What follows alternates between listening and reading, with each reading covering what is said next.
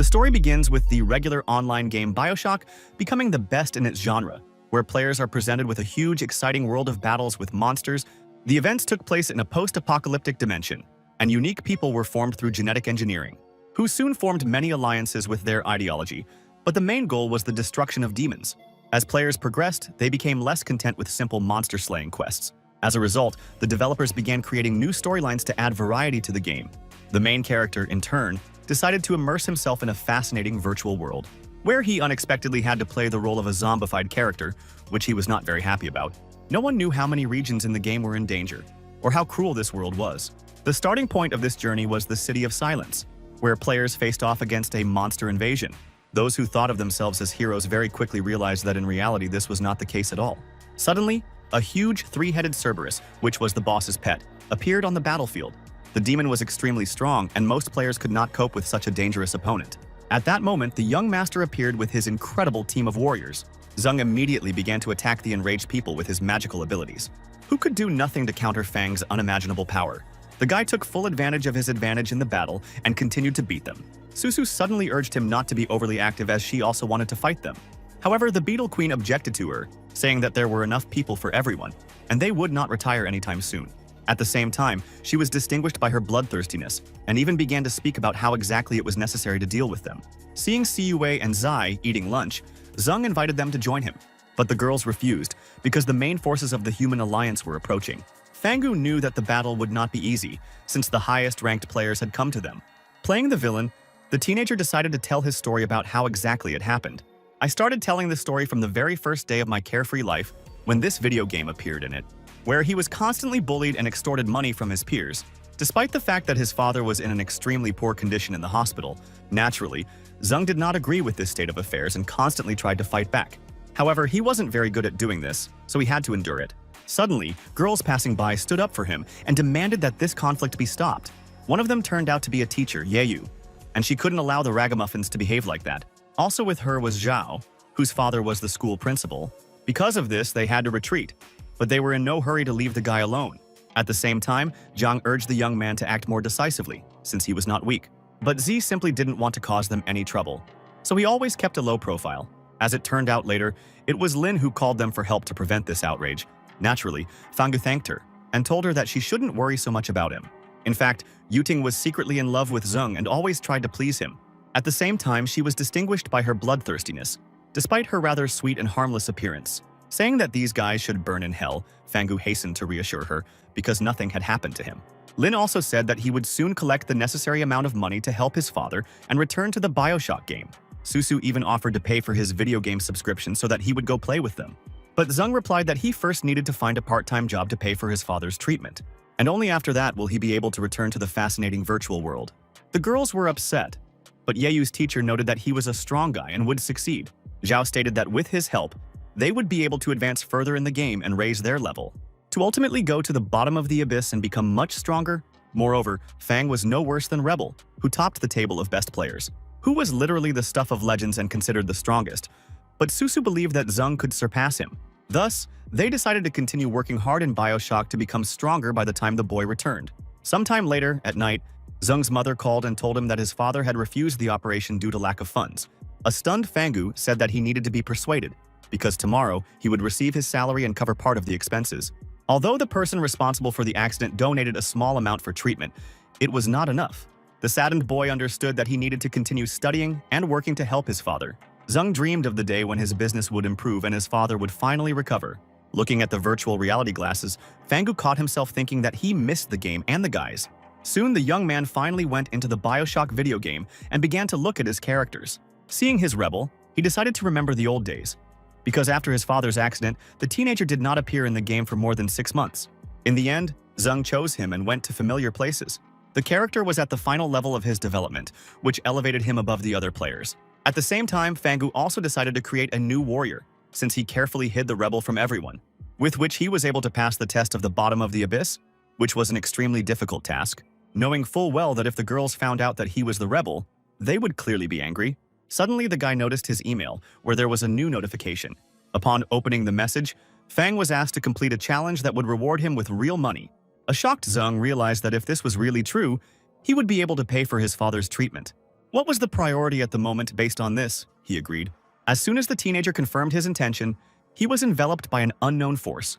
The stunned young man could not understand what was happening, while his real body was transferred into the game.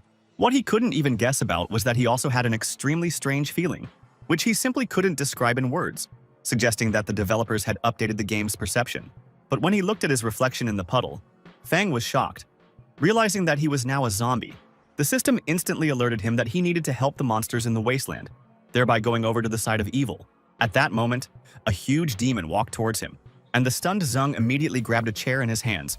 Looking at his extremely low stats, the protagonist was in despair. Meanwhile, people continued to confront the enraged mutants, whose numbers were becoming fewer and fewer. After they needed help, the program urged the young master to go into the wasteland. Zung then decided to find out more information about the game's updates, as he had been absent for about 6 months. Moreover, this time the young man found himself on the other side of the barricades, being a representative of the monsters. But most importantly, Fangu had no way to leave the game until the human alliance was destroyed. The system also reported that after passing all the tests, he would return to his world at the time of leaving it. What fundamentally changed everything that was happening was that it was no longer a game, but real life. This meant that the virtual dimension had ceased to be such. Suddenly, Zung received a notification about a new mission where he had to eliminate a level 30 marauder. The stunned Fangu could not understand how he could defeat him, because the teenager was much weaker than his opponent. The program also informed him that with each resurrection the demons would treat him better. However, if he was killed by another player, he would leave the game forever, which did not make Zung particularly happy. Refusing the quest also removed the player from the game, so he had no choice but to take the risk to cure his father. Besides, Fang was an extremely experienced player, and the opportunity to play for the opposite race. But the system did not tell him exactly where to go to clear the area. It was also extremely strange that Zung entered the game at the peak of online activity, but there were no other players nearby. He then came to the conclusion that this was part of the abyss that the developers had recently added. This meant that a high-level marauder should have been nearby, and since the abyss conceals many secret and dangerous passages, it was easy to get lost in it. And since the new alliance is trying to establish itself on the surface, the monsters mostly live in the underground world. Therefore, powerful marauders could be located at the entrance to the abyss pit in the city of BioShock. But the most important thing is that these demons had incredible damage, which even the best players of the game suffered. Because of this, Fang knew full well that he had to be extremely careful, especially with his low level. At that moment, he was attacked by monsters once again, from which Zung began to run away with a chair in his hands. But at a certain time, everything around became quiet, and the teenager became wary, realizing that this was no accident. Turning around, he suddenly saw a huge dog approaching him. Along with him, a mutated and rather dangerous demoness was heading towards him. In addition to her limbs in the form of arms and legs, she had huge and long tentacles. A moment later, another no less dangerous mutated creature appeared on the battlefield. Fangu hid behind the wall, realizing that with the new update, the marauders and lurkers had acquired female forms. But he couldn't understand why they were fighting among themselves, since it was usually over territory. Suddenly, she pinned the poisonous monster to the ground. Zung began to understand how dangerous the marauders were. She soon pierced her with her tentacles, which was a deadly attack. Thus, a clear winner was revealed after a couple of minutes of fighting. Fangu, in turn, began throwing stones at Marauder, trying to lure her towards him. Naturally, she noticed him and rushed towards the brave teenager, after which Zung got on the scooter and headed forward along the road. The enraged demoness chased after him. As a result, he was unable to break away from her, since one of her steps stretched for several meters. At a certain moment, the guy turned around and saw a tentacle of a monster in front of him. The young man managed to steer to the side and thus drove the marauder into a trap, who stepped with all her weight onto the destroyed part of the road, thereby falling into the ground. In fact, Fangu remembered all the traps in the city, since he spent a lot of time exploring it on his main character. Suddenly, he was blinded by a bright light coming from the road. A couple of minutes later, a swarm of wasps attacked the marauder. The demoness was unable to do anything against them, because the insects had a huge amount of poison and instantly neutralized it. The main character only watched what was happening, because the wasps did all the work for him. Directing their poisonous sting at Marauder, they emitted toxic rays into her body. Naturally, the young master also understood that if it weren't for the scooter, he wouldn't have achieved such a result. However, the demoness suddenly seized the initiative in the fight with the insects. Killing the wasps one by one, she stood up to her full height and continued to resist. Soon she crawled out of the hole, but she only had a little health left. Fangu took advantage of this and released his dogs, who immediately rushed to finish off Marauder. Having mounted one of them, the young man grabbed a stool in his hands, realizing that this was an extremely important moment in the fight. Thus, the enraged dog began to deal crushing blows to the demoness, thus leaving her with only 1 unit of life, which is what the cunning Zung was aiming for. The teenager, in turn, hurried to finish off the half-dead marauder. A couple of seconds later, Fangu jumped at her with a chair, but she tried to fight him off with her tentacles. However, she was unable to prevent the fatal blow, which was his luck again. The system immediately reported that the target was defeated, and he completed the mission to exterminate the monster, after which he thanked his faithful dog named Shiba Inu, saying that from now on, they would take care of each other. Zung knew that zombie dogs were friendly to mutated characters like him. The young man was indeed pursued by a series of extremely fortunate events, which he was only glad about. Suddenly, the program reported the successful completion of the task, thereby increasing Fang's characteristics. He also grew in size, but that was just the beginning, as the program rewarded him with many gifts. By paying 5,000 coins, Zung could literally control the marauders, which came as a real surprise to him. But he was more concerned about the money. After all, 1 gold coin was equivalent to $1. The guy started counting. Suddenly, the program notified him that in the future he would be able to build his own base. Moreover, the system began forcibly teleporting the player to the City of Hope. A couple of minutes later, Fangu and his dog suddenly fell into a portal corridor. They soon made a very unfortunate landing, finding themselves in an unknown area. Looking around, the stunned teenager finally realized that they were in the City of Hope. The story goes that after the world was turned into a wasteland, the surviving people set up underground shelters. Scientists began creating a cure to make monsters intelligent, but demons destroyed the laboratory. At the moment, this place has become a hidden territory from everyone except Fangu. Even monsters and people could not enter the city. Zung looked around, wandering through abandoned places, realizing that this was now his new home. Suddenly, a slab in the ground opened up and a staircase appeared in front of him, and the system immediately announced another reward. As he walked down the steps, the teenager tried to figure out what the program had in store for him this time. Finally passing through the door, he discovered a secret abandoned laboratory, where in the middle of the room there was a capsule with water, into which an unknown girl was placed. The perplexed Fangu could not understand who she was and what she was doing in this container. At this time, Siyue was at home, where she was spending her weekends carefree. The girl took a shower with complete calm and went to her room, where she lay down on the bed and her gaze fell on the virtual reality glasses C thought. Looking at a joint photo with her team, she realized how much she misses those times. In the end, Siyue decided to go to the BioShock video game, where her character was at level 24 and had good stats. Arriving in a huge futuristic metropolis, Z leisurely strolled through the city. Suddenly, she saw the very same establishment where they all spent time together. The girl really missed Zung, who hadn't appeared in the game for quite a long time. Memories of when they were actively playing BioShock came flooding back to her. Siyue also noted the variety of different foods that gave the players strength. At that moment, she received an invitation to try unique dishes from a certain game specialist. The girl thought, not understanding who it could be, since she also had not logged into the video game for a long time. In fact, it was a young master who wrote her a message from his laboratory. Besides, he knew perfectly well that this was the only way to lure her, because the girl never refused a snack. The main character did this for a reason, because he needed to awaken the stranger. Not long before this, Fangu asked the system how he could wake up the unknown person. The program notified that this required inviting a player into the game so that he could enter its body. She also warned that nothing would change in the real world, and that at the end, Zung's consciousness would return. After completing the last task, the guy will be able to go to his world before the transition to the game, adding that soon they would be able to create an entire army of mutants with the zombie girl. However, Fangu asked her not to be distracted and to focus on the game, since there were several missions to complete before that point. At the same time, Zung understood that food alone would not entice Siyue, so he decided to offer her a hidden profession, which yielded results. And C, to her surprise, accepted the request, as a result of which she was transferred into the body of a stranger. Soon the girl regained consciousness and began to look around. Fang immediately greeted her in the video game, and Siyue naturally paid attention to him, after which she suddenly rushed towards him. The stunned Zung could not understand what was happening. C suddenly began to strike him with furious blows as she saw a zombie in front of her. However, the guy turned out to be extremely agile and easily dodged all the furious attacks.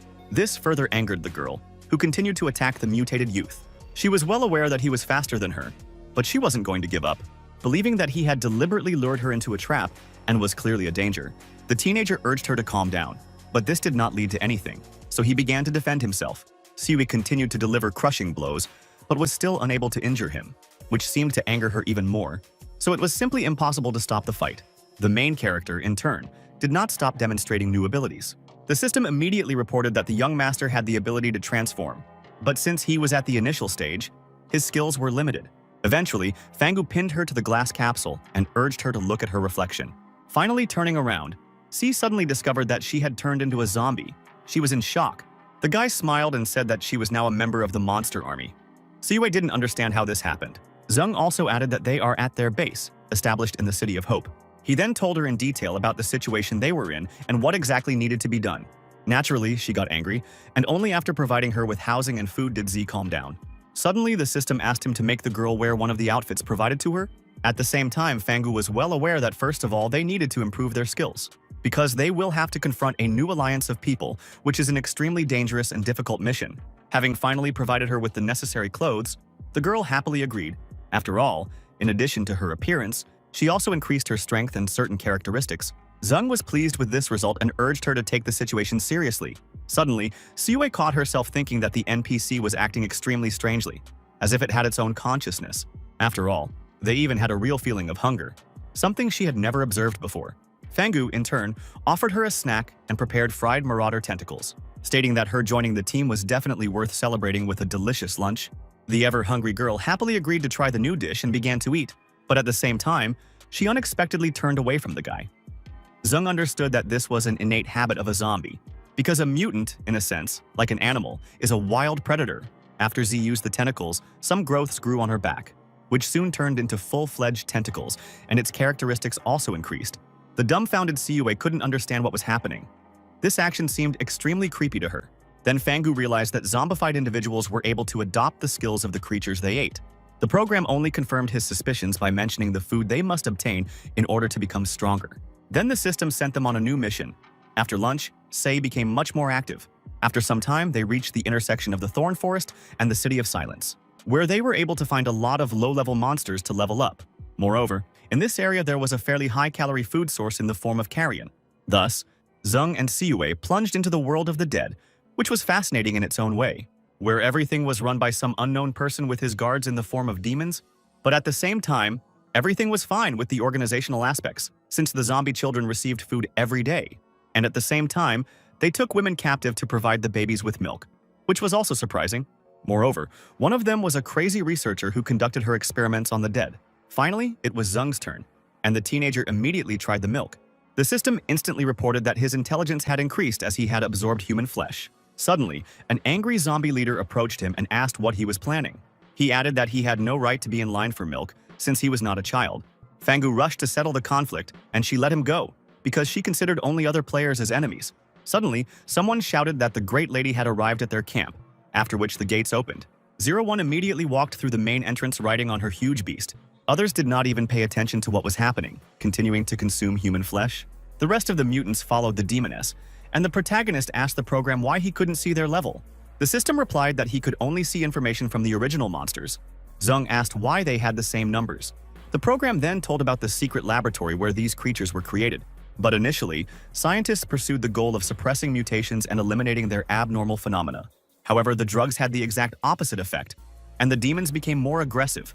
This was due to the zombie male virus, which contained huge amounts of superandrogens. And to facilitate further experiments, all subjects were numbered.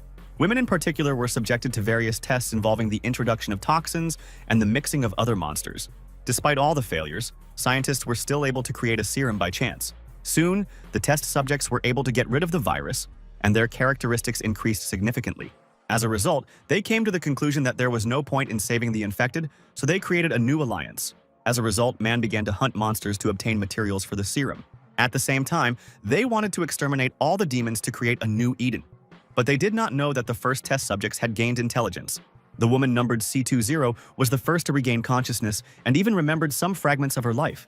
And the guard, with angry hatred, forced her to suddenly evolve, and she turned into a real monster.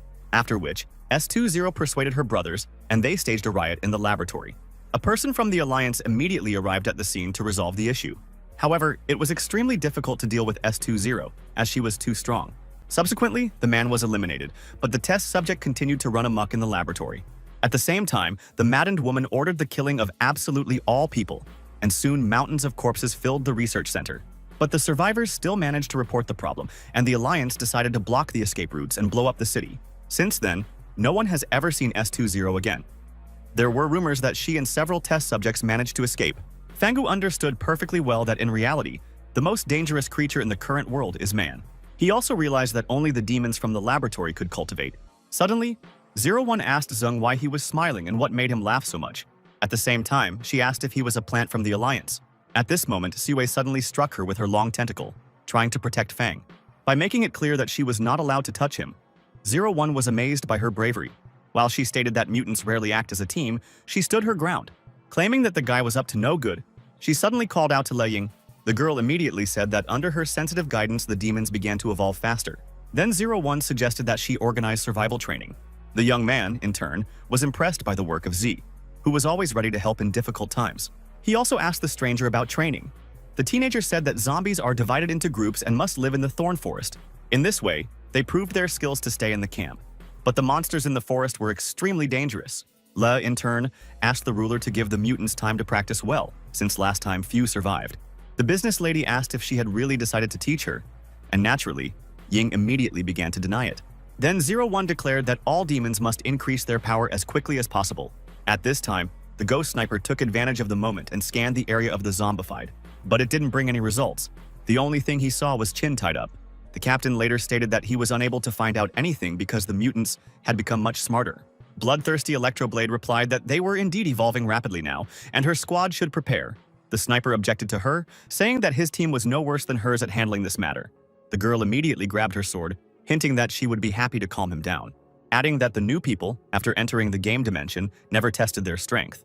Iron Man was quick to reassure them, saying that they should be fighting monsters, not each other. The lone warrior agreed with him, saying that they needed to focus on the problem. Everyone immediately fell silent, because no one dared to contradict the head of the new alliance. He also urged them not to forget about the ultimate goal, which was to conquer this world. Meanwhile, Fang and Siwei continued to be in the zombified camp. The protagonist knew that the phantom sniper could see from a distance, and that the captured woman was a player. It was unclear why Chin did not exit the game, since she had already been in captivity for several days. In any case, the young master intended to take advantage of the situation. After 01 left, the animal bodies were taken to another location, meaning the free food ended. Lei began to tell everyone about the rules of survival training to warn them against a quick death. It was necessary to spend a month in the forest. Initially, Ying urged everyone to learn how to hide, and then hunting skills. At the same time, she recommended not to attract a huge number of monsters, and under no circumstances to go into the center of the forest. Fang and Z immediately went into the forest, but they were never told how exactly to kill the monsters. Suddenly, the same boy who told us about the training emerged from the bushes. He stated that it was very difficult and only a few zombies would return alive. He also finally introduced himself, calling himself Li Baba, and noted that he was involved in martial arts. The young man immediately began to try to join their team, but Zeng refused to accept him. Since he understood that Li would only slow down their progress, he needed to be provided with food. Suddenly, Baba smiled and said that he knew what he was worried about. Having started to assure that he had a unique ability, at that moment he suddenly turned to stone. Fang began to understand that with such a skill, their defensive and offensive tactics would be more balanced. As a result, he welcomed the new team member and told Li to coordinate all his actions with him. Wandering through the forest, Baba began to ask their names, but Zeng declared that it was not important. At this time, Hui was walking with the girls at the edge of the forest, clearly confident in his abilities. Suddenly, they were attacked by Flower Toad, who began to deal with them. From experience, Fangu knew very well that dangerous animals always roam the outskirts of the forest, and only those who were there for the first time did not know all the nuances of this territory. As a result, they very quickly became food for such monsters. Therefore, it was necessary to always remain in the shadows and be extremely careful. Unexpectedly, Z stole the monster's egg as well, and a shocked Zeng called on her to return it immediately. But Siwei had no intention of doing this, after which they entered the third sector of the forest, where it was relatively safe. Since the 4th and 5th districts were inhabited by high-level demons, the Thorn King was also there. As the night got late, they decided to get some sleep and climbed into the trees. The next day, Zeng's team attempted to capture several low-level monsters, which, overall, they did quite well, with each demonstrating their abilities. The system immediately rewarded them with 1,000 coins, and they cooked food from the killed mutants. Having had a good meal, Fangu offered to defeat a stronger opponent, and after a certain amount of time, they managed to deal with the zombified monkey, for which they also received several hundred coins and another meal to acquire positive effects. At night, they hid again and began to eat, since after sunset the demons became more active. Baba noted Zeng's incredible cooking ability, as he was truly knowledgeable about cooking. Thus, they evolved and became much stronger, which only benefited them in such a dangerous place. Li, to his surprise, also began to demonstrate his high speed and his crushing strength, something that even Fangu didn't expect, because the progress was quite fast. Naturally, Zeng's strength also increased, and after a difficult day, they took refuge in a cave. Gradually, the number of gold coins increased, but the boy couldn't understand why the system began to hide his characteristics. The program informed him that there was no point in this, and that he would no longer need it. After all, the most important thing is to develop your unique abilities to become stronger. Noticing a mutated mosquito on the horizon, Fangu rushed to deal with it. Subsequently, he discovered a new skill in the form of mental transformation, as well as elasticity. The teenager couldn't understand why he needed it, and suddenly the system disturbed him again. This time she gave him a solo mission, where he had to eliminate a tiger. Of course, the self-confident Xing went in search of the animal, especially since he was eager to test his new skills. Soon the young man came across an unknown cave from which magma began to flow. The main character had encountered it before, but this time the beast was much larger. Assuming that he had also evolved, the young master instantly rushed towards him, after which Fangu began to deliver his crushing blows with his sharp tentacles. Xing's attacks seemed to do no damage to the mutant, which was surprising. Then the boy began to think about how he could pierce the tiger's thick skin. The monster itself, for some unknown reason, was in no hurry to attack, which also raised questions. The young man continued to deliver a series of furious blows but was unable to harm him. Suddenly, the tiger rushed towards him. Fangu did not stop pressing on him. Believing that the best way is to simply wear the animal out and then finish it off, at a certain point, Xing managed to dodge the attack and attack the beast. As a result, he inflicted a deep wound on him, and the tiger almost lost his paw. However, after a couple of seconds, the demon easily regenerated, and subsequently his limb became covered with flesh again. In addition, the monster went berserk, which gave him a lot of strength and health. In addition, his attacks became much faster and he became completely covered in flames. But even from such a situation, Fangu was able to get out of it by using his tentacles as a shield. At that moment, it dawned on him what was meant by the elasticity skill. A moment later, Xing literally turned his limb into a cannon and fired at the beast. The sphere instantly flew into the body of the enraged animal, which he did not expect at all. Thus, he defeated the mutant, and the reward from the system was, in turn, quite generous. At the same time, Fangu was exhausted because he had lost a lot of strength in the battle with such a strong monster. The teenager breathed a sigh of relief and immediately headed towards the exit of the animal's den. But suddenly an earthquake began, and Xing was stunned and did not understand what was happening. A couple of minutes later, 3 huge tigers approached him and asked if the baby had killed their brother. Adding that they were obliged to avenge his death, the young man immediately backed away, after which he transformed his tentacles into a cannon. But this time he began to emit fiery projectiles. By releasing several fire spheres, he managed to seriously injure the golden tiger. The others were perplexed, not understanding where this boy got such strength from. Soon everything around was on fire, and the stunned animals began to retreat. Taking advantage of the moment, Fangu literally burned the wounded beast alive. At the same time, he was extremely curious about how much money the system would give out for killing such dangerous demons. The tigers, in turn, could do nothing to resist the teenager, plunging into the fiery abyss. Meanwhile, in the lair of the zombified, T02 was gradually coming to her senses. The protagonist continued to demonstrate his unique abilities to the demons. The beasts continued to attack the young master, who had once again prepared a trap for them. They fell for it without thinking, which was exactly what Xing wanted, since they could only be defeated by cunning. Having erected a magical barrier with his tentacles, Fangu immediately ran back. Having destroyed it, they did not find the teenager and began to look around. A couple of seconds later, the ground beneath them collapsed into a fiery abyss. The monsters didn't have time to react. As a result, the guy easily burned them. The system instantly rewarded him with 10,000 gold. A whole month has passed since then, and few people have returned to the zombie camp, which was to be expected. Extremely concerned about this outcome, Lee wondered if there were any survivors. 01 said that she was counting on having a baby with her cheeky friend. However, they also did not appear on the horizon, which is why the leader became upset. At that moment, T02 suddenly woke up and stated that she felt someone approaching them from the forest. A puzzled Ying asked if they were mutants, and the demoness answered in the affirmative. However, she noted that the zombified cannot breathe so intensely.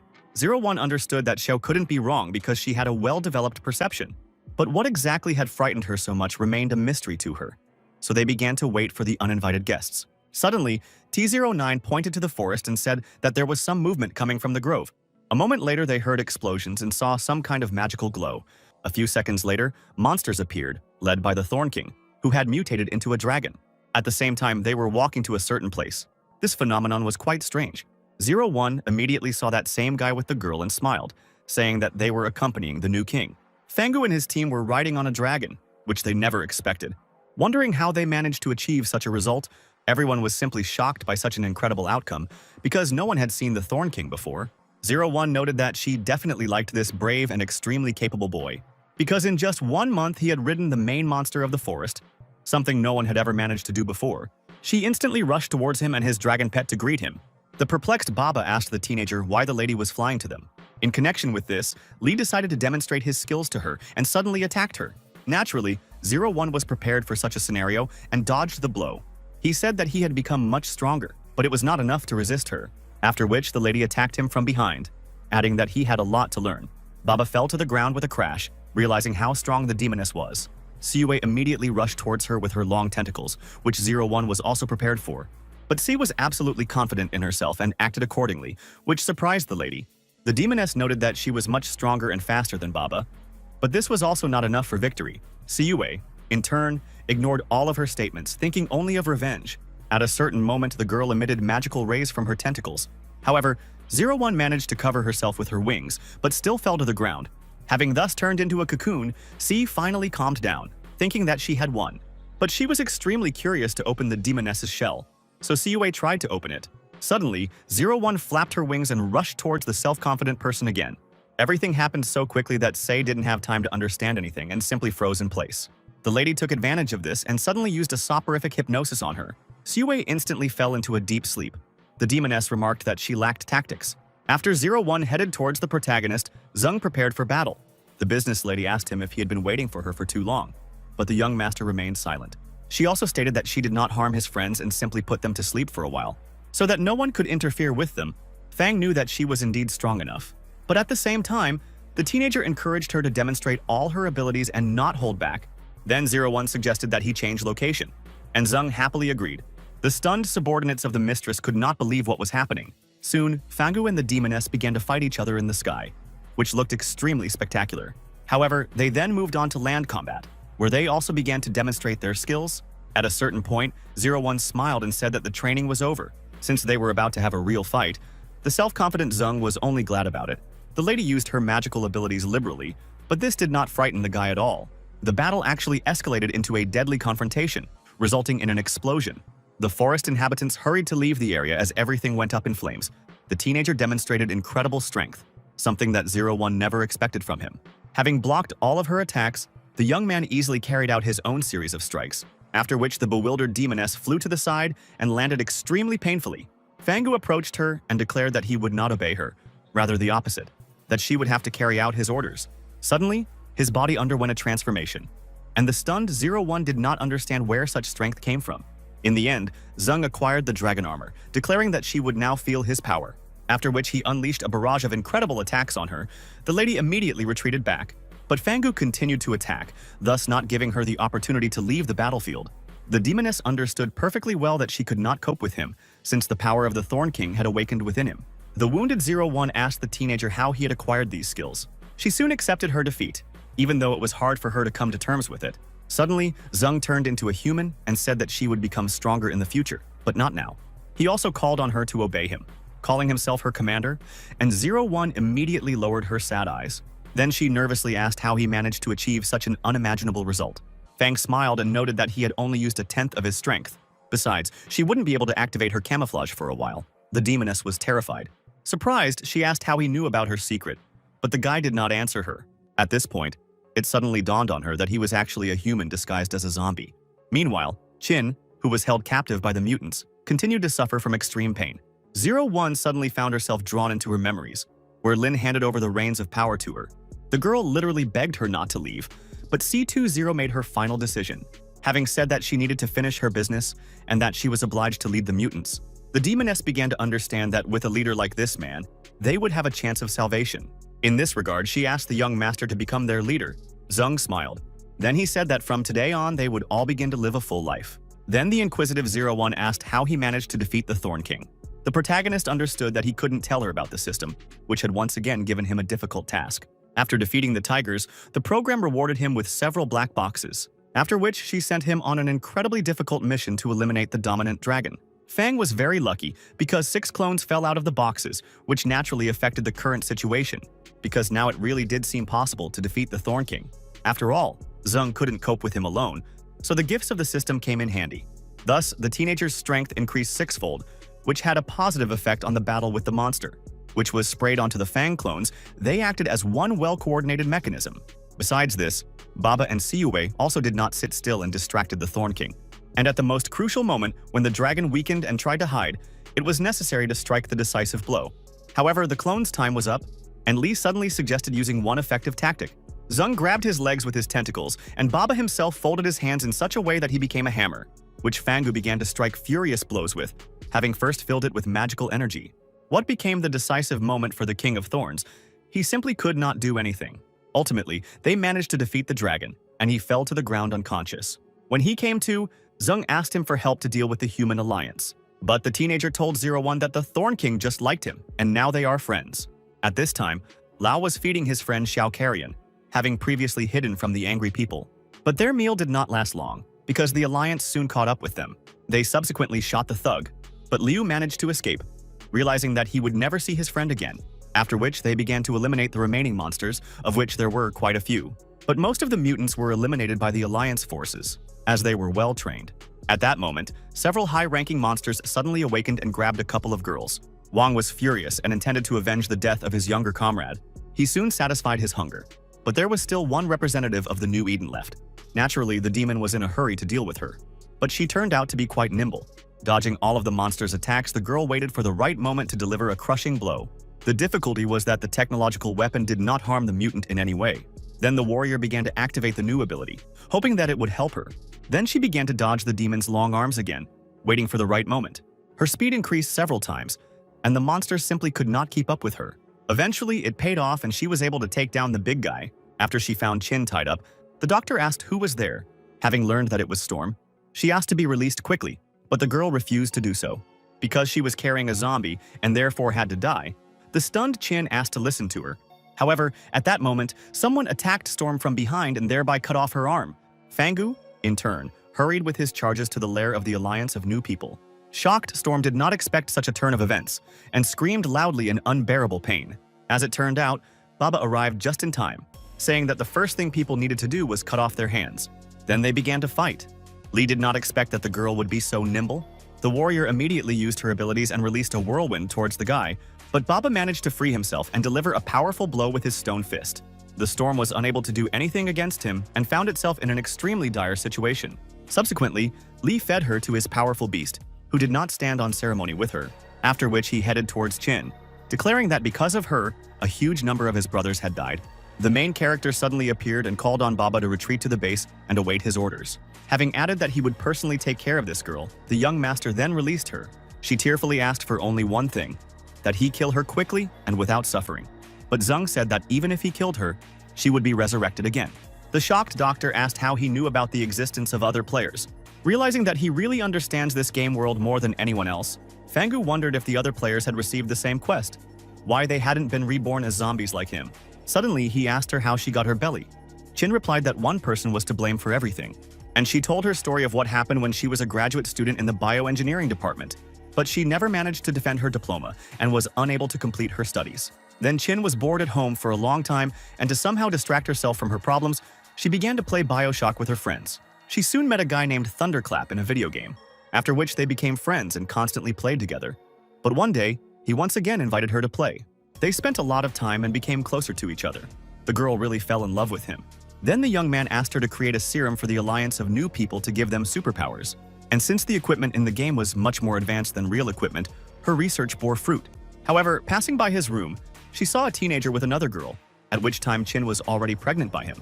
Then, Thunderclap deliberately threw it to the monsters during one of the missions. He originally wanted her to be seen by the Ghost Eye Squad, but she had a blindfold on. And in order to hide his crimes, the guy sent an assassin. At that moment, Chin suddenly burst into tears.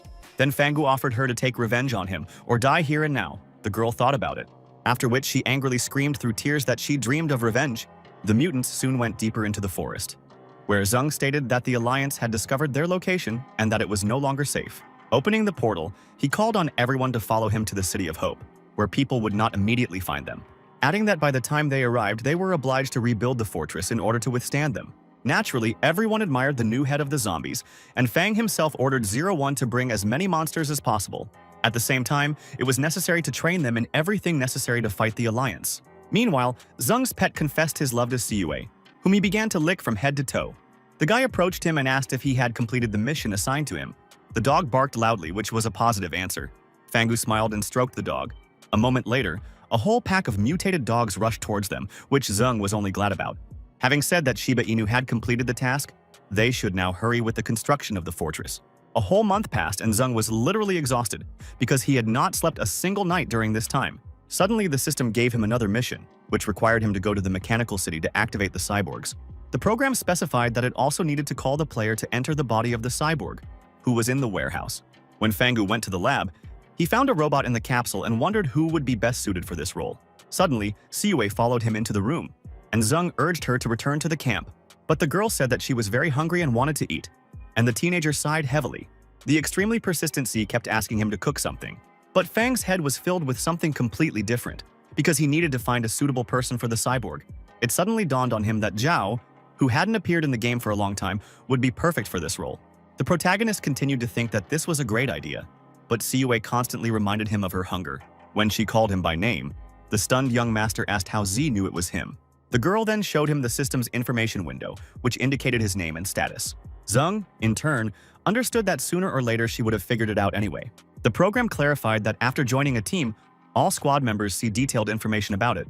Fangu thought for a moment, realizing that in that case he would need to choose a person he could trust. And since the teenager had few friends, the number of options was limited. The young man decided to ask Siyue who he should invite to the game. Teacher Jiang or Yuting and Susu. At that moment, Si began to eat and said that it would be best to stock up on meat. Realizing that there was no hope for her, the guy continued to think. He soon returned to Zhao's candidacy, especially since her family was designing intelligent robots. Moreover, she herself took direct part in this.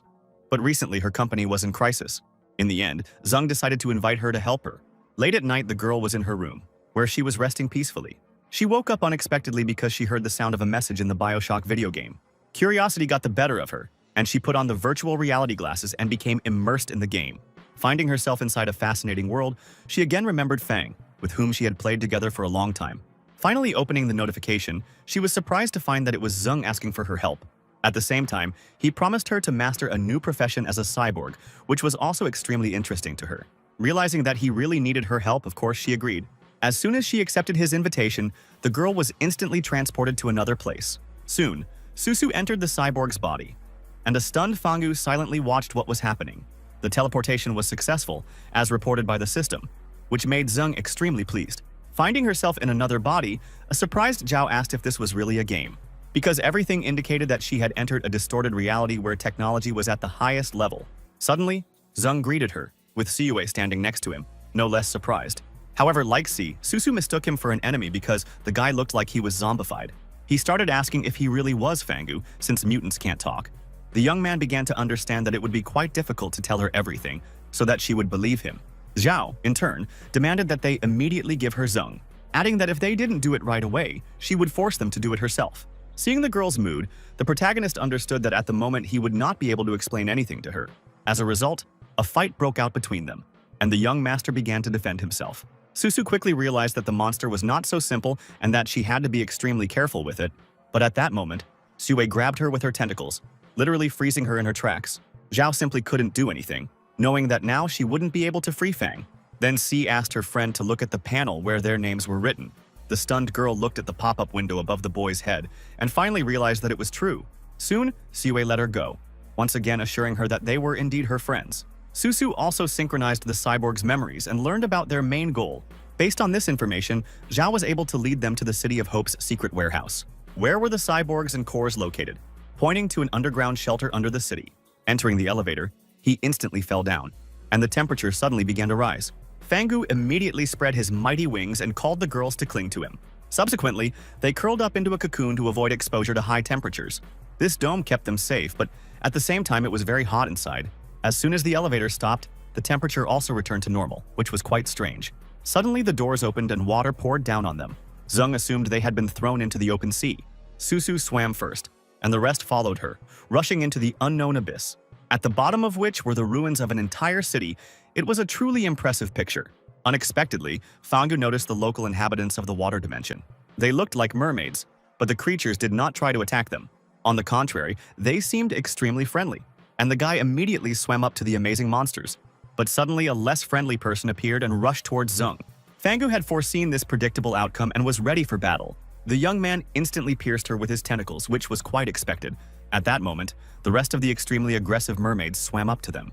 But for Fangu's team, this was not a problem even underwater, where movements were significantly slower. Zhao, in turn, demonstrated incredible abilities. She quickly mastered the role of a cyborg. Siyue was not inferior to her in strength, and was also skilled in dealing with a huge number of sea creatures. But at a certain point, for unknown reasons, the mermaids stopped. Then they rushed in different directions, which indicated the approach of a larger fish. A couple of seconds later, a mutated shark headed towards them, scaring everyone with its terrifying appearance. Zheng and the girls managed to hide behind the ruins of a building on the ocean floor, when suddenly an even larger monster grabbed the shark. As it turned out later, it was a titanic octopus of incredible size, which, having opened its enormous mouth, began to suck in all living things. After some time, they found themselves in the mutant's stomach and began to look around, trying to figure out how to get out of here and what to do at all. Suddenly, they discovered a certain structure, where, according to Susu, the core and a legion of cyborgs were located. The protagonist could not understand how the entire ghost town could end up in this monster. After passing through long pipes, they suddenly came to an area where broken cyborgs lay. Zhao noted that due to the colossal losses, their maintenance became impossible and they were put into hibernation mode. In connection with this, they hurried to move on so as not to wake the robots. Soon they came to a strange door with holes, and a puzzled Zheng asked Susu what it was. The girl stated that, according to her archival data, the city had undergone significant changes. A surprised Fangu asked if the city could really mutate, although it was logical since it was in the stomach of a monster. In order to find the energy core, they decided to split up, and they set off to look for him, while they could always contact each other using the Allies panel, because each of them could get into trouble since this location was unknown to them. After walking through several corridors, the young master found himself in the legendary ghost ruins. But suddenly someone attacked him. Zheng managed to dodge the attack and jump to the side. The unknown robot couldn't understand what this monster was doing here and why it was so fast. Declaring that he would feed his kraken with this self-confident upstart anyway, the system immediately gave Fang a new task: to capture the leader of the cyborgs.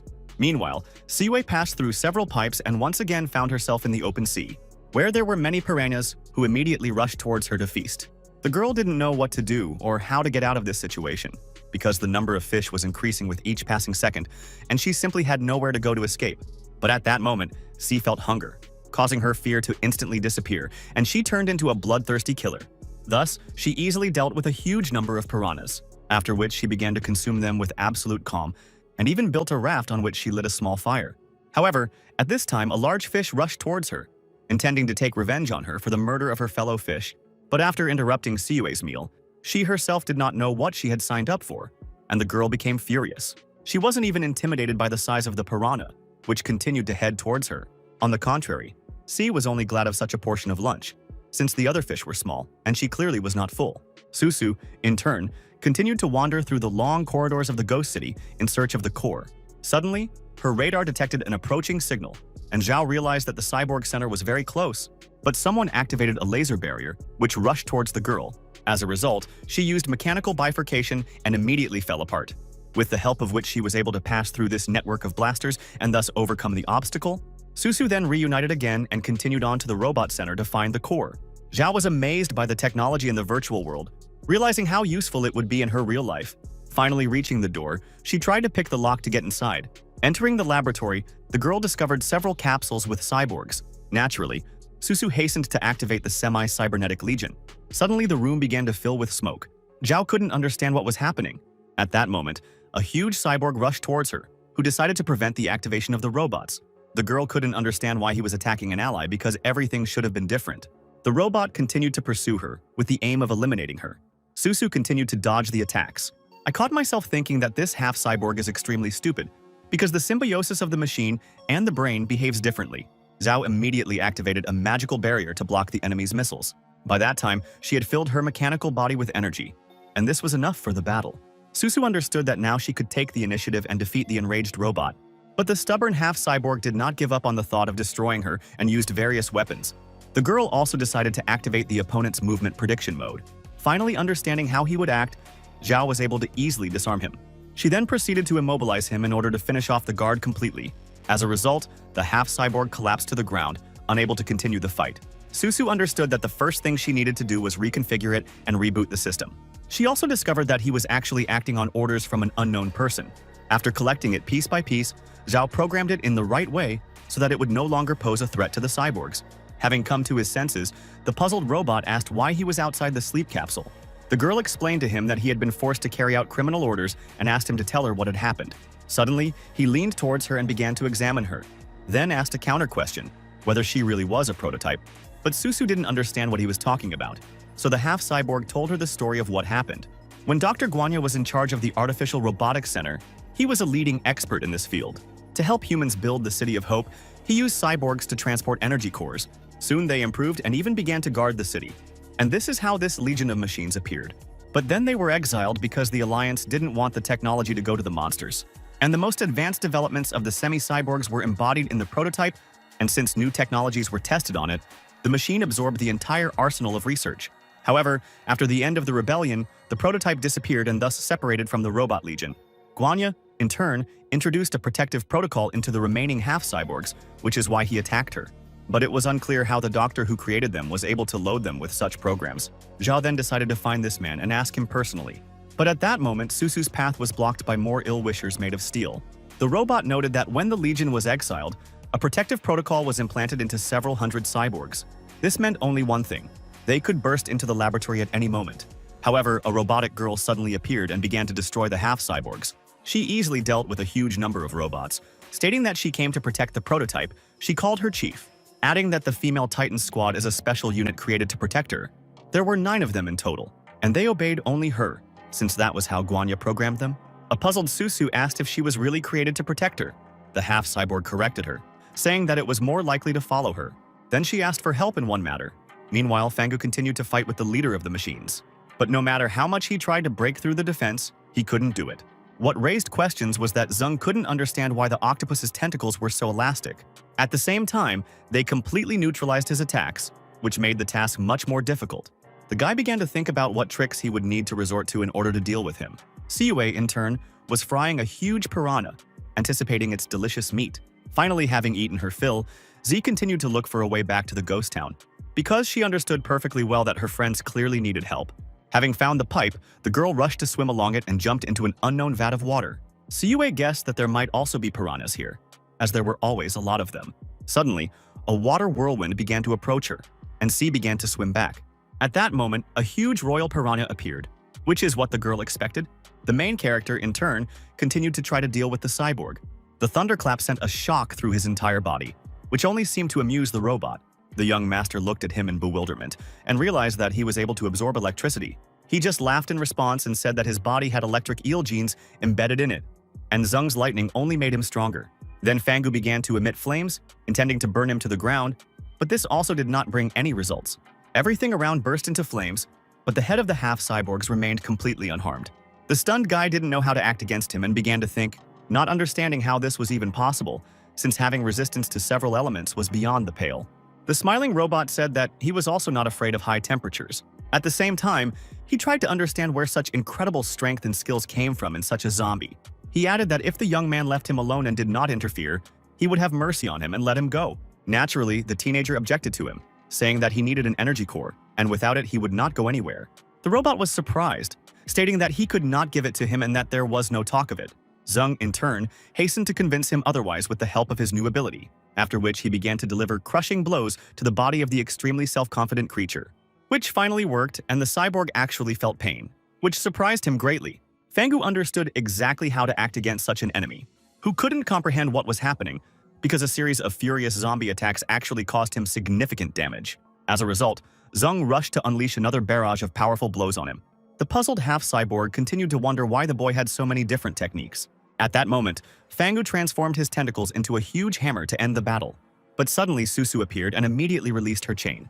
Having tied Zheng's mace with it, she called on him to calm down, and the teenager was surprised.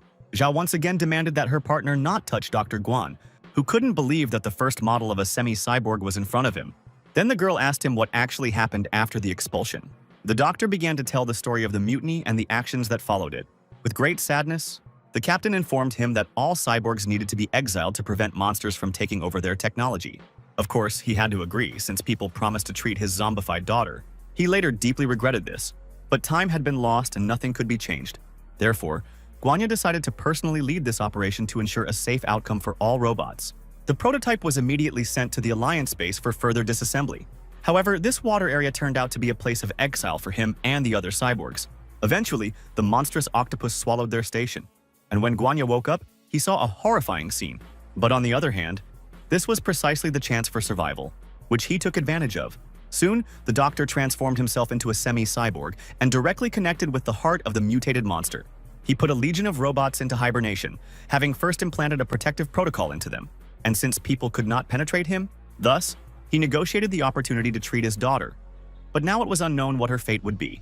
And the appearance of an incredible zombie and a prototype on the same day completely contradicts science. Then the protagonist asked if he wanted to leave this place to see his daughter. Naturally, Guanya answered positively, but he did not know how to separate from the octopus. Unexpectedly, Zhao, who was confident, volunteered to help, claiming she knew how to do it. He added that it was first necessary to separate the core tissue and isolate the energy core, and then connect the mechanical prostheses.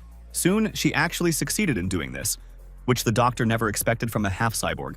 After the operation was completed, Guanya jumped up from his seat and began to examine himself, not believing that she had succeeded. Susu also downloaded all the historical data into it so that it would be aware of the latest events, including information about his daughter, whom the professor had not seen for so many years. After looking through the available data on Xiaofei, the old man almost burst into tears, realizing that everything was fine with her. But the fact that the new people of the Alliance deceived him made the doctor angry. He was furious. Fangu told him that they had established themselves in the City of Hope in order to deal a crushing blow to the people. Guanya asked if they really wanted to get the power core to activate the Legion of Half-Cyborgs. Zheng answered positively. Then the professor asked for one request.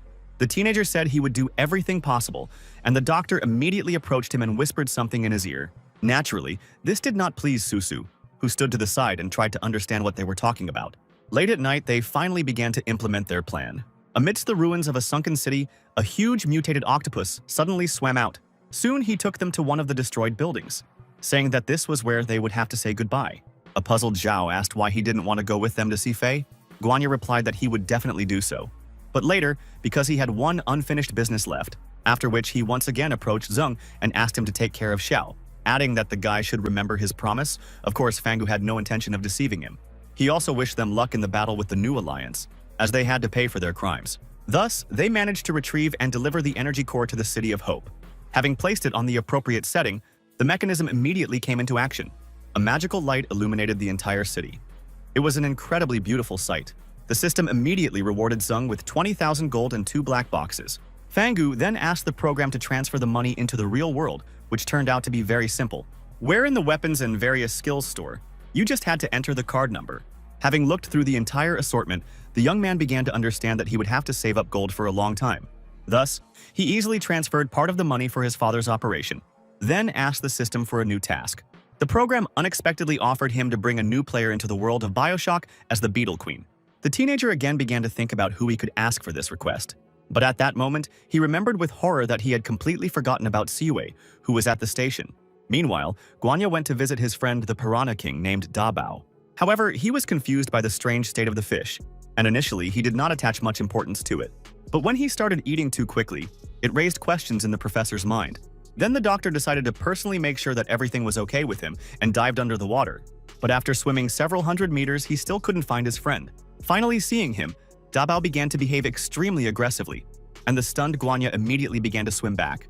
But suddenly he discovered that the piranhas were created from the tentacles of an unknown girl. Assuming that she was Zheng's person, the professor decided to help her. But since Siwei had eaten too much fish, she was literally furious. At the same time, Guanya understood perfectly well that she was not an ordinary person, since she was able to deal with all the piranhas, including Dabao. Dotker thought that she could be useful to him, but first he needed to calm her down. At this time, Thunderclap, as always, spent his leisure time surrounded by beauties, to whom he was ready to provide the secret of the evolution of new people, naturally not for free. The girls, in turn, were charmed by the young and strong guy, and he was also quite eloquent. But a moment later, someone opened the front door to his laboratory, and the young man immediately assumed a fighting stance. At that moment, Guanling burst in and instantly attacked the teenager, making it clear that he is a nobody here, and he should not pretend to be a hero. Of course, Thunderclap didn't even think of contradicting her, because he understood perfectly well how it could end for him. The shocked boy stuttered and asked her why she was looking for him, adding that she could have easily come in and asked for a favor, but Lin said that someone was looking for him. An angry Guiyang immediately entered the room and looked at his subordinate. The guy immediately began to serve him and insist that he could have come himself. The ghost sniper said that if he failed the mission again, there would be no more mercy. A stunned Grom couldn't believe that Fanon hadn't completed the mission, since she was his best killer. Finally realizing the terrible truth, he began to say that this would never happen again.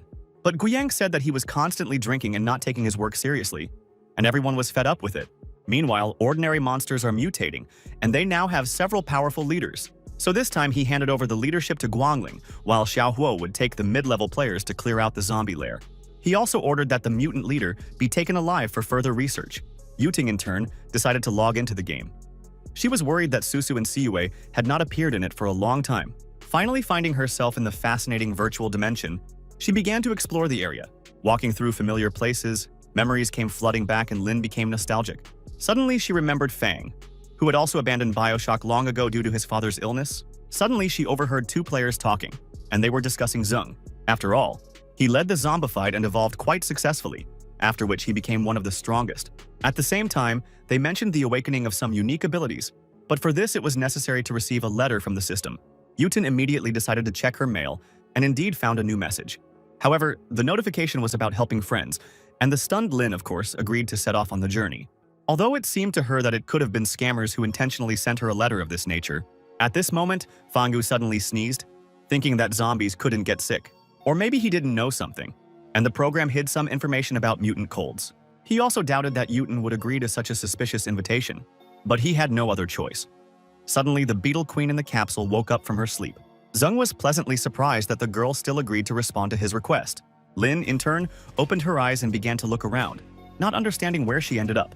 After all, initially she thought about helping her friends and discovering the character's hidden profession. However, this place turned out to be quite real, and the girl thought that she had been deceived after all. Unexpectedly, the main character greeted her, and the stunned Yutin looked at the zombie with horror. Naturally, she misunderstood everything and was very scared for her friends, who were dragged into this strange complex by force under the same pretext as her.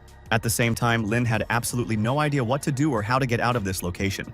The young master saw her pitiful state and asked her to calm down, calling himself Zheng. Of course, Yutin didn't believe him at first and decided to fight back against the cunning mutant. Having declared that he would not be able to deceive her, Fango realized that it would be difficult to convince the girl. Lin said that her friend could not turn into a monster and that it was all a lie.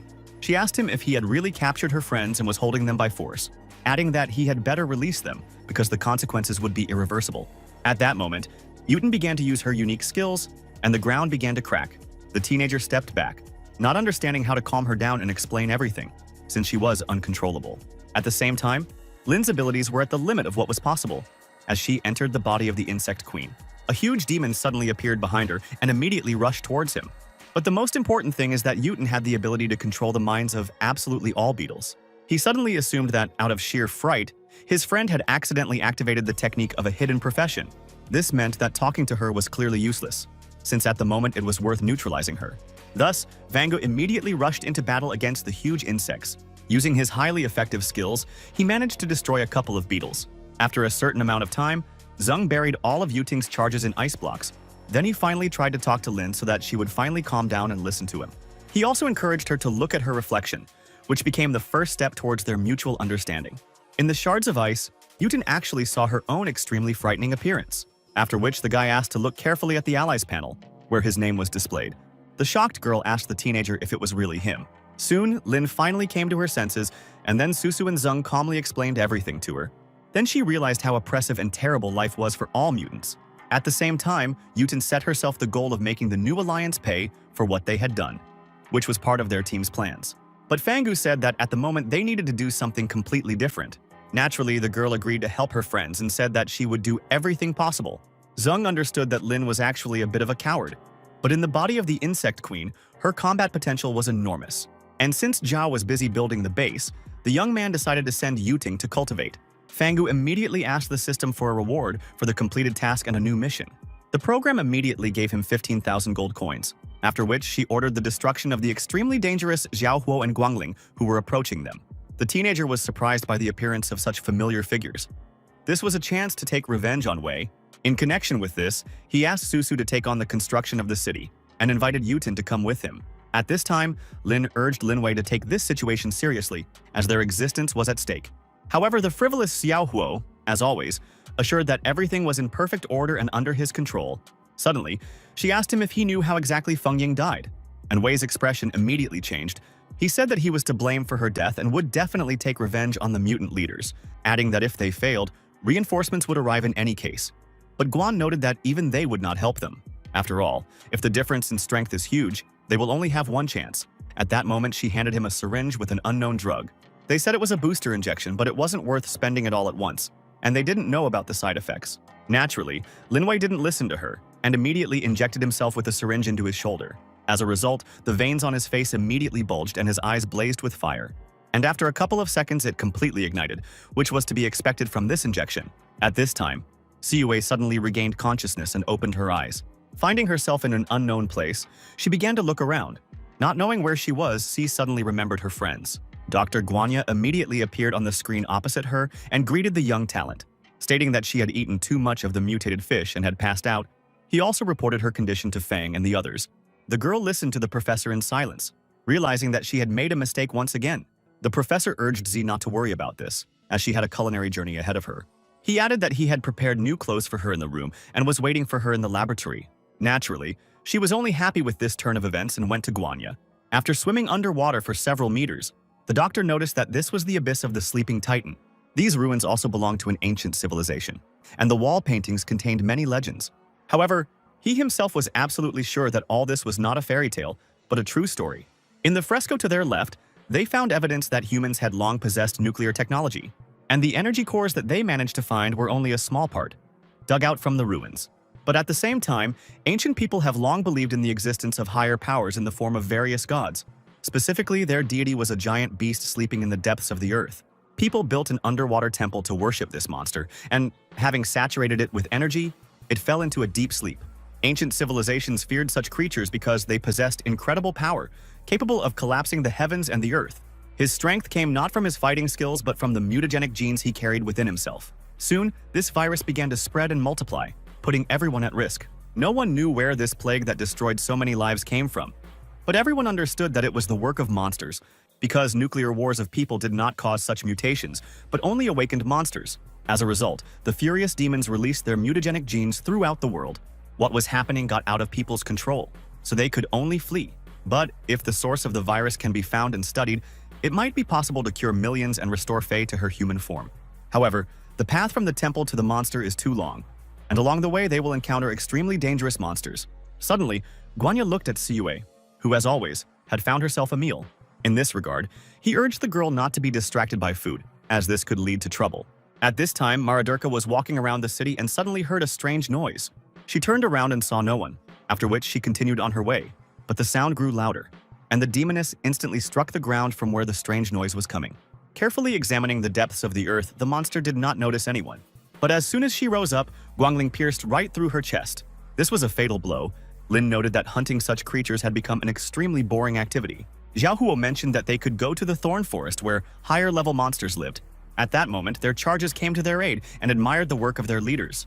The girls were absolutely delighted with Linwei because he, as always, boasted about his skills. Suddenly, a Shiba Inu appeared behind one of them and rushed to attack her. As a result, he eliminated the target with just one blow, and everyone was shocked by what happened. A perplexed Guan couldn't understand where this mutated dog came from. Moreover, the analyzer informed them that the dog was a low-ranking creature. But Lin was sure that he had simply evolved, so she urged everyone to stick together. At this time, Siyue and Gonya continued their dangerous journey, where they were hunted by a huge snake that looked like an eel. Naturally, they decided to fight the monster, and Sei released her piranha tentacles, who instantly dealt with the aquatic mutant, tearing off his head. The doctor also did not remain idle, and directed his furious attacks at the sharks that swam up to them. Having finally overcome all ill-wishers, they swam out to an unknown place. The professor noticed that this was a sanctuary. There were stone statues everywhere. They slowly walked towards the main door. Looking around, Guanya said that according to legend there should be a demon guarding the temple here. However, no one met them, which seemed quite strange to him.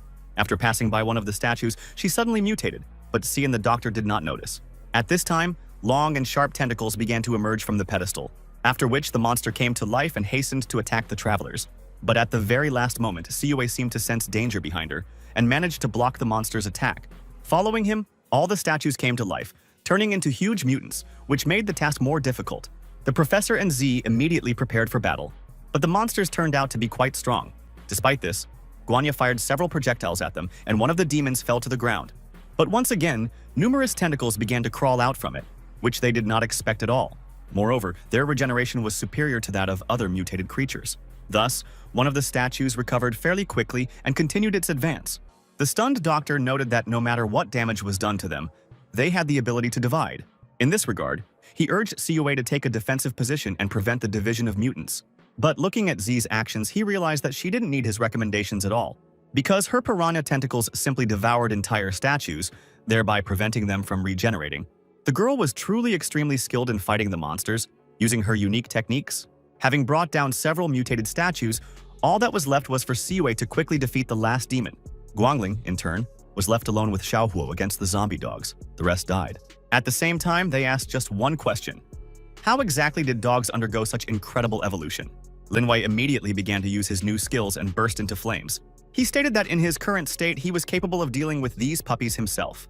By bravely rushing into battle, he forced the dog to retreat, because everything around was covered in flames. But Guan urged him to conserve his strength, as the animal could take advantage of the moment and wear way down. A moment later, something inexplicable appeared behind them, and they suddenly jumped aside. The magic projectile immediately hit the ground, and the perplexed Xiaohuo couldn't understand who attacked them this time. At this moment, Qin approached them and said that he should have recognized her. Adding that she had long dreamed of this meeting, Linwei was shocked by this turn of events. Naturally, he recognized the girl. Wondering how she managed to survive, Xiaohuo asked her if she liked the new zombie look. Qin smiled, after which she said that in this state she was capable of tearing him to shreds. Of course, the arrogant youth doubted this and immediately became enraged, noting that she couldn't handle him as he had acquired incredible strength. Suddenly, a little demoness descended from Qin's shoulder, and the girl said that she would kill him for the sake of her child. Even Guangling didn't expect to hear this, let alone the shocked Wei. Realizing the turn the situation had taken, Lin immediately took flight. Having jumped onto the roof of the house, she still could not understand why the mutants had become so strong. But suddenly, T09 blocked her path, declaring that she would not be able to escape. The extremely self-confident Guan immediately took up the fight and began to deliver crushing blows. However, the demoness did not even move from her place, asking if this was all she was capable of, after which T09 threw her to the ground and began to brutally beat her. But at a certain point, Lin still managed to escape her grip and jump to the side. Realizing how strong an opponent she had got, it was therefore necessary to take her by cunning. In addition, Guangling injected herself with a rabies injection, and her powers instantly increased. At the same time, her appearance also changed dramatically, with bulging veins covering her from head to toe. The muscular warrior immediately began to radiate an incredible aura around herself. T09 wasted no time in attacking her. Lin knew she was clearly a test subject, and with her newfound strength, she will definitely be able to deal with the zombified woman.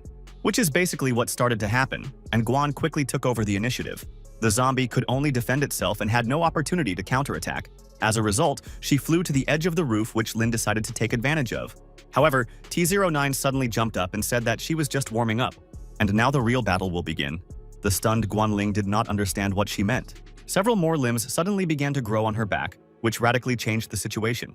A few seconds later, a 6-armed demoness appeared before her. Lin did not expect such a transformation from her. As a result, Dali grabbed her by the arms and began to deliver crushing blows.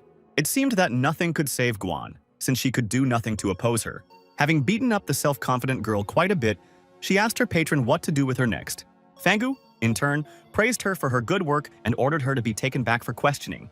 At the same time, he felt sorry that everything happened exactly this way, because Yuten didn't even warm up, knowing that when the Alliance learns of the loss of their fighters, they will obviously send stronger candidates. This meant that they needed to find out about the situation within the human clan. Guanya and Z, in turn, continued to explore the temple. Siyue had her fill of another batch of monsters, and the doctor was trying to discern the hidden mechanism of the sanctuary. But suddenly the girl felt ill and she instantly jumped up. The stunned professor did not understand what had happened to her. He could only watch Z's strange behavior and guess what was going on. A moment later, she vomited a profuse amount of blood, which was extremely disgusting. But at that very moment, the temple mechanism was activated, and magical rays appeared everywhere. Everything around shook violently, and various decorations began to move apart, thus forming a secret passage. As Guanya stated, it all looked extremely strange. But then he realized that in order to open the secret tunnel, the monster's genome was needed, since it was a genetic lock. However, they could only guess where exactly this secret passage led.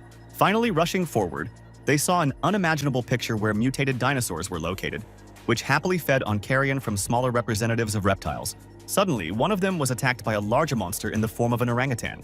Having killed the dinosaur, he also began to feast on its meat and instantly grew wings. At that moment, he noticed a beam passing through the sanctuary and reaching into the heavens. Siyue and Guan began to walk forward along it. It all seemed simply unreal. The professor suggested that they had discovered an underground world, full of its inhabitants and secrets. Suddenly, they heard heavy footsteps behind them and, turning around, saw a huge monkey. The stunned doctor noted that this was an ancient mutant, and they had entered the territory of the god's lair. It seemed that he himself did not expect to see something like this, but such was reality. Brave Siwei immediately prepared for battle and released her tentacles. The huge orangutan was also unfriendly and walked towards her.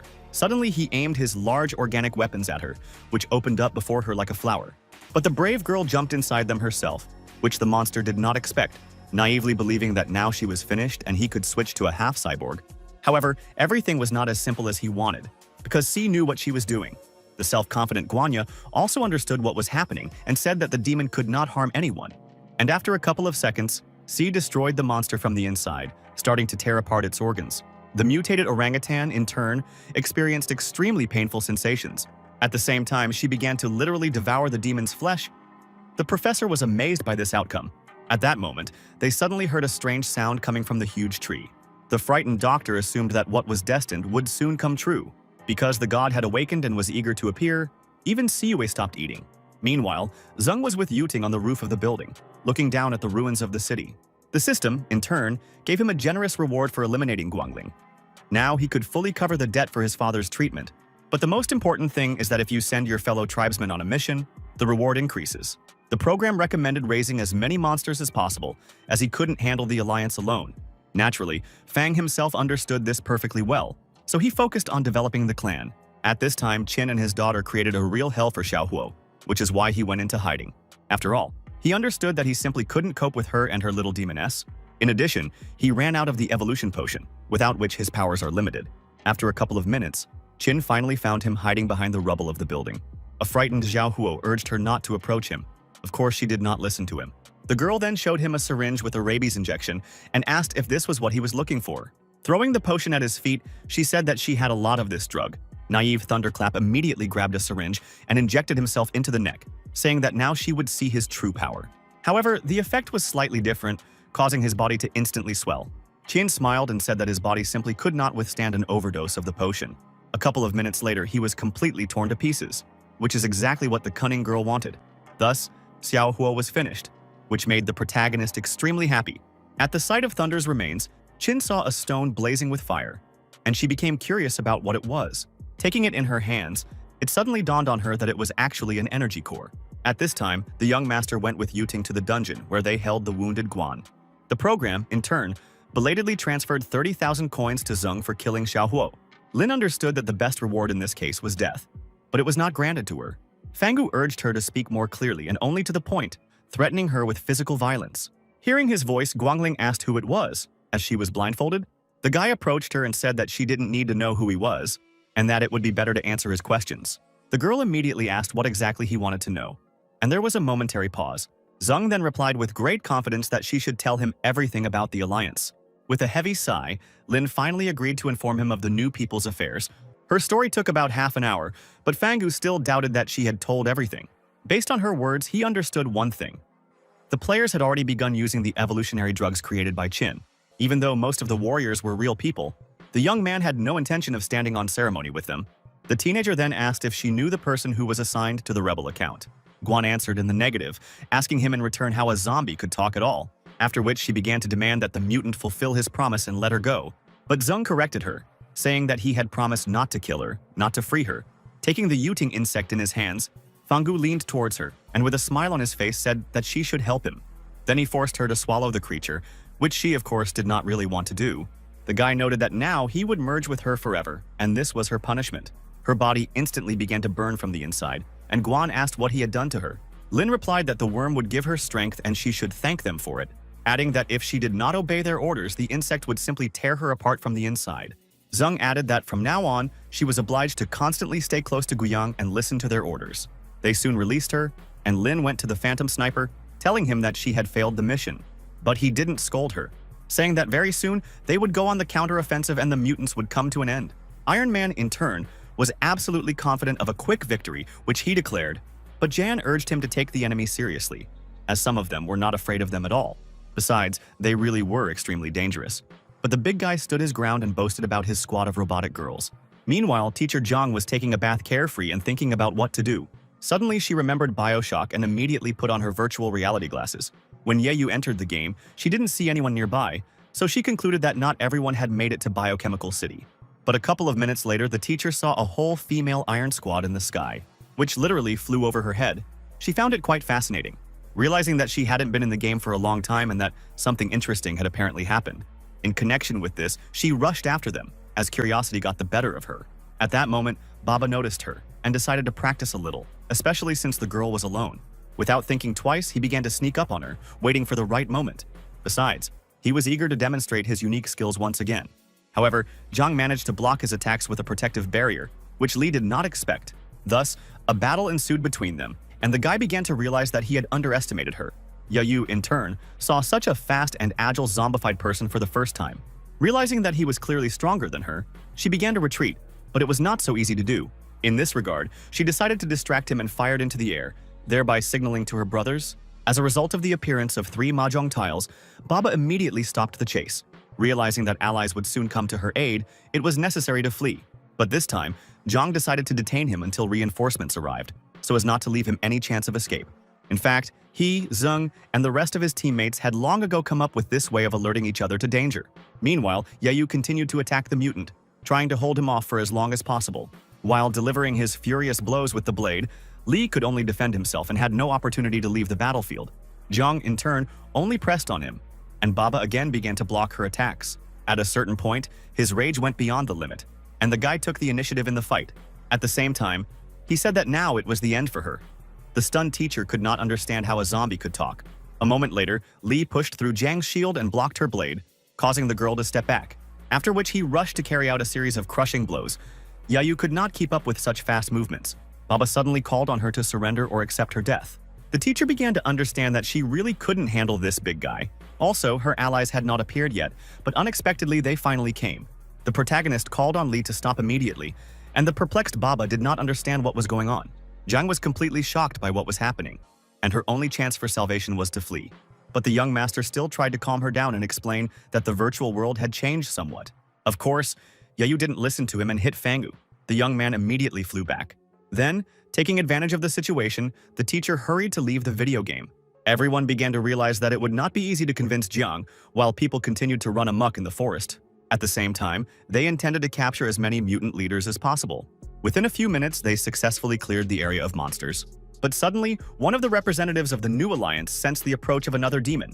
After dodging T-07's attack, she fired back. But the girl also dodged the bullets.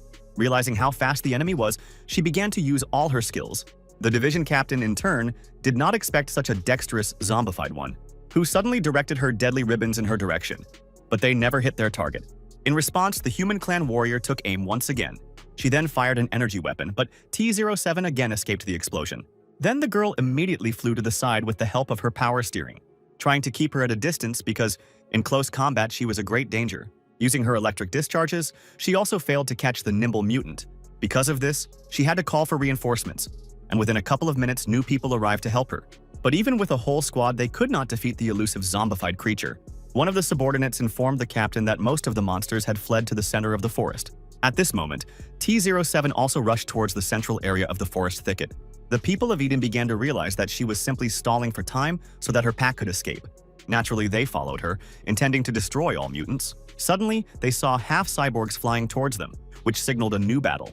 The puzzled leader of the female robot legion asked them who they were. Susu responded with great confidence that they were the ones who would happily exterminate the Alliance, causing them to start exchanging fire. However, Zhao had a secret weapon in the form of a huge magnet that began to remove the metal armor from all the warriors. As a result, people lost absolutely all weapons and equipment, which made it impossible to continue the fight, which is exactly what the cunning Susu had wanted. Meanwhile, the teacher continued to take a bath while playing BioShock, after which she instantly tore off her virtual reality glasses, not understanding what they were. Zhang couldn't think of anything else but the strange mutant who wanted to talk to her about something. At the same time, she knew that updates in the game were extremely frequent, and even old players sometimes couldn't keep up with them. The main character was in his laboratory, thinking about what had happened. The young master also considered the account's personal data, which logically could not be stolen. Moreover, the Alliance leader turned out to be extremely intractable. Zheng even doubted that it was his account. In this regard, Fang decided to turn to Guangling for help, since she had recently become his spy. Suddenly, the system notified the owner of a new location called the Dark Ice Plain, where new monsters needed to be subdued, and the Alliance was already in that territory. And to allow players to progress further, the game has sped up the process of unlocking new areas. Zung understood that this was indeed logical, but he didn't know how the opening of these zones worked. The program, in turn, began to show him various signatures of areas. At this time, Siyue, as always, enjoyed tasting another piece of the monster's carrion. Professor Guanya just watched her appetite from the side and was surprised, not understanding how so much food could fit in it. A green glow suddenly appeared in front of them. C instantly prepared for battle and spread out her powerful tentacles. But the doctor urged her to calm down, stating that there was no threat, adding that these slabs represented a kind of map of the world. But this was the first time he had seen an area with mention of some dark ice plain. Siyue was only concerned about one thing: was there anything tasty there? Suddenly, an earthquake began. Looking up, they discovered a whole flock of unusual birds flying to the east. The girl started screaming, and Professor Guanya immediately pulled her by the hand, asking her not to attract attention. However, they still noticed a green glow on the map and landed instantly. As it turned out, these were unknown creatures similar to humans. But with wings, they saw the activation of the dark ice plain. Not understanding who did this, they decided to continue on their way to the ceremony of the ancient true gods. But suddenly, the monsters heard some noise behind them and began to look around. Guanya and Z hid behind the bushes, watching what was happening, hoping not to be discovered. Qin said that these giants were clearly descendants of the ancient gods, and they were lucky enough to see them. However, at that moment, he was grabbed by a huge boy who became curious about who he was. Siyue couldn't help him in any way and only watched the giants' actions. Suddenly, the boy asked if they were really 7th-level game creatures. Naturally, they didn't understand what was being discussed. So the kid asked again how people got into this territory. Finally, C tried to take the doctor away from the mutated boy and grabbed his hands with her tentacles. But she was unable to bite through them, which spoke of the incredibly thick skin of these people. Realizing that he couldn't escape, Guanya urged Siyue to run away immediately and leave him here. But the boy managed to grab her too, so they both found themselves in danger. Sensing a certain smell coming from Z, the young man began to lick the girl, talking about how she ate some guardian of justice, and he found it funny. Suddenly, a loud sound began to come from the side, which they could hardly bear. The boy noted with a smile that their bodies were too weak for the demonic waves. Then, activating an unknown portal, he threw Professor Guan and Siyue into it, adding that they need to return back to their world, but they will definitely meet. A few seconds later, they appeared on the territory of the dark ice plain. With snow all around them, the doctor immediately rushed to see and asked if everything was okay with her. At the same time, he noticed that one of the girl's tentacles contained the flesh of that boy. Guanya asked if she had managed to bite off part of his body, and the young man himself headed to the ceremony, where absolutely everyone present chanted the name of Archduke Abaddon. The extremely smiling guy urged them to greet their patron with all the honors. Meanwhile, Zhao's half-cyborgs continued to influence people with their magnets. In doing so, they completely disarmed them, thus leaving the squad in danger. Susu immediately went to the captain and said that she had lost. Soon, news of the Alliance Legion's liquidation reached Ghost Sniper and Iron Man. Naturally, they were indignant about this, and the gloating, bloodthirsty Blade stated that they should have listened to her. After all, if they had initially given the zombified ones to her team, they would have avoided such shame. Iron Man was furious and eager to fight, saying that he had long wanted to test his new armor. Blade, of course, supported him, and only Guiyang silently followed them. Teacher Jiang, in turn, could not get the sudden encounter with the strange zombie out of her head. She was extremely curious about what exactly the mutant wanted to explain to her, and how he learned to speak in the first place. In connection with this, she decided to find the young master to ask him about what had happened. When Yeyu set off for school, she immediately rushed to class where she found a whole group of friends. Naturally, she immediately asked them what was happening in the Bioshock game, but everyone answered as one that they had no idea, which seemed rather strange to her. Moreover, they behaved suspiciously calmly and completely without emotion. Hugging Zung, she began to talk about how he needed to log into the game with her, because the demons had become much stronger. Yeyu knew that after these words, the team's reaction was always violent, and they all entered the video game together. In addition, the girls were constantly jealous of Fangu and each other, so they often made scandals. But now, they all looked at the teacher silently, without any emotion. Jiang was genuinely scared, not understanding what was happening to them and why they were so inert, as if someone had replaced them. Yeyu was furious at what was happening and headed for the exit. In the evening, she hurried to log into the game to finally find answers to her questions. However, when the teacher appeared in the game dimension, she found her character in an unfamiliar place. Suddenly, Zung spoke to her and welcomed her to his base. The teenager said that this was his territory, called the City of Hope.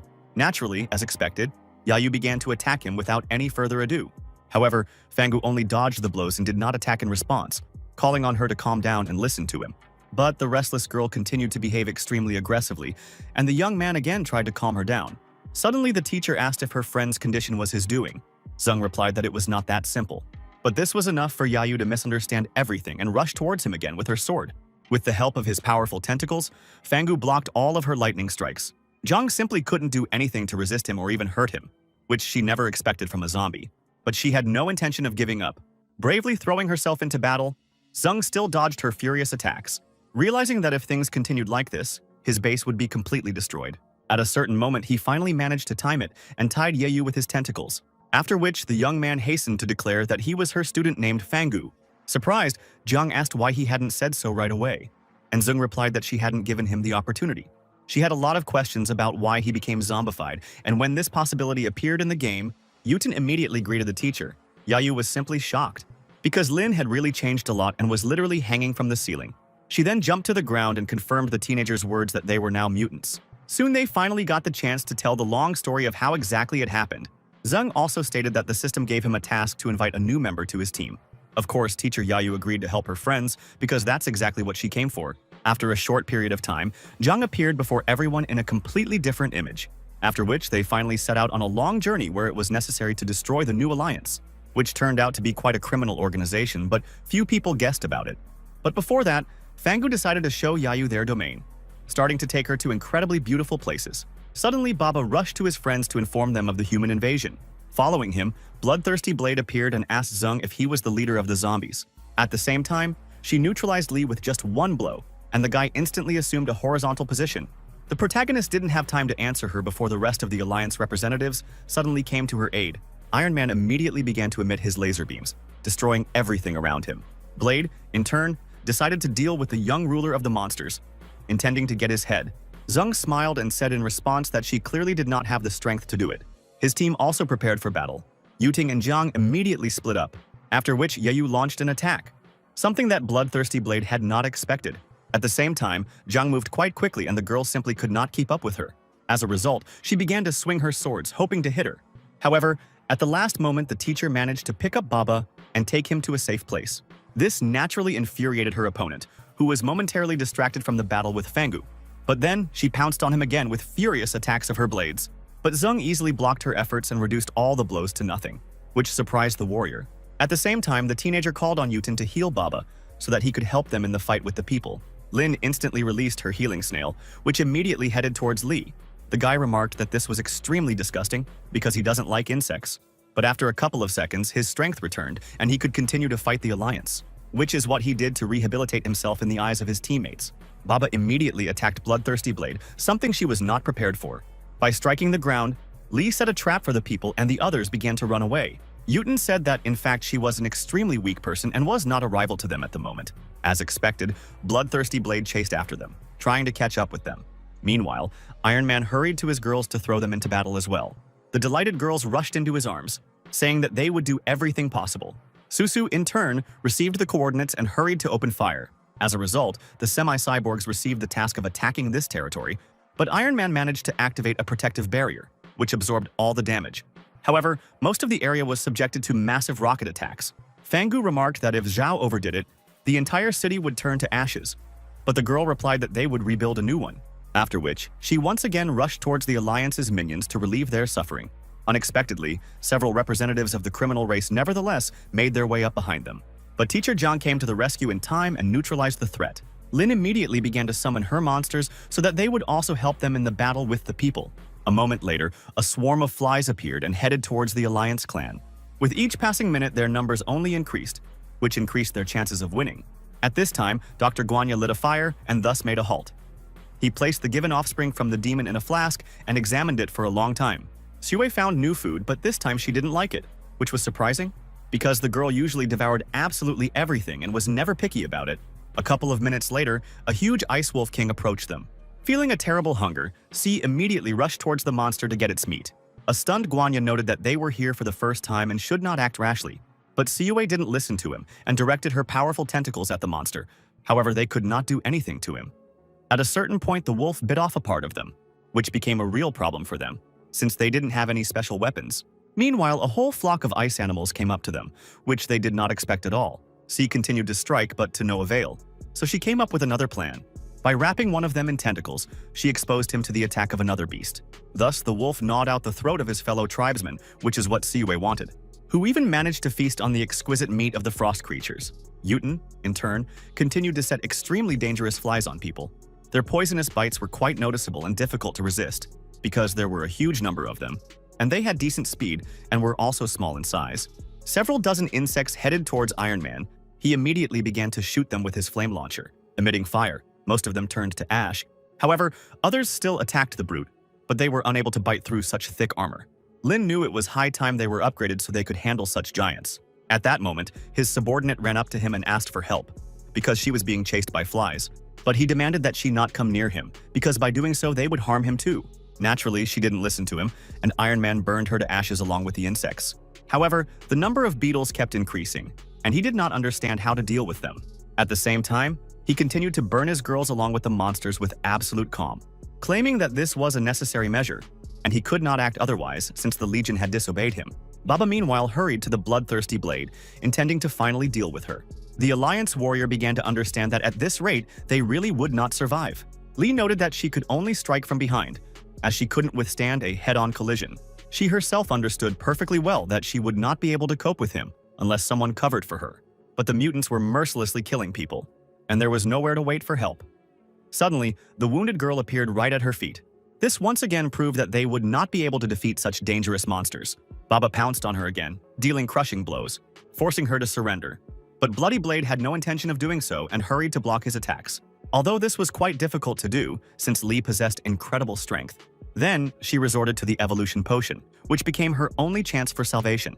A moment later, she bit through the ampule and thereby absorbed its contents. The effect was immediate. Her veins all over her body began to bulge, indicating an incredible surge of strength. Bloodthirsty Blade broke into a smile and said that she was now ready for battle. Baba realized that now it would really be more difficult for him to withstand her blows. She then aimed her swords at the stone Lee, who was having difficulty blocking the attacks. Realizing that he couldn't handle her, because she had become much stronger, sensing her advantage, Bloodthirsty Blade hastened to finish him off. But at the most crucial moment, the young ruler of the mutants unexpectedly appeared. Fangu instantly suppressed the enraged woman's unimaginable power.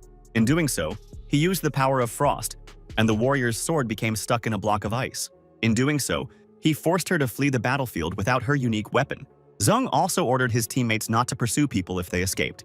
Iron Man continued to go crazy and destroy everything with his flaming guns. Seeing this, Bloodthirsty Blade instantly rushed towards him and called for him to stop, proposing a slightly different plan of action to finish off the Demon Lord together. But noticing that there was practically no one left from the Alliance besides them, they decided to retreat altogether. Finally taking off into the air, they rushed to the base to report everything to the boss.